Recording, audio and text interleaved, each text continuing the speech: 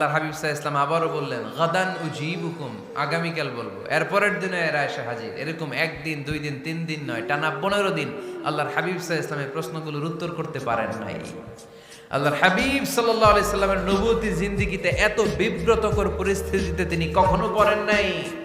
ইহুদিরা প্রতিদিন এসে হট্টগোল করে আর মক্কায় রটনা ছড়ায়, দেখো এই লোকটা যদি সত্যি নবী হতো তাহলে তো উত্তর করতে পারতো, ঠিক কি না? যেহেতু উত্তর করতে পারে না, আসলে সে আসল নবী নয়, সে ভণ্ড নবী, মিথ্যা নবী। পড়েন না আউযুবিল্লাহ। 15 দিন পর আল্লাহ আয়াত নাযিল করলেন, ওয়ালা তাকুলান্না লিশাইইন ইন্নী ফাইলুন যালিকা গাদা ইল্লা আইয়াশা আল্লাহ। ও নবী, ভবিষ্যতের ব্যাপারে সামনে থেকে যখন আপনি ওয়াদা দিবেন, ওয়াদা দেওয়ার সময় ইনশাআল্লাহ শব্দটা মিলিয়ে দিবেন। সুবহানাল্লাহ পড়েন।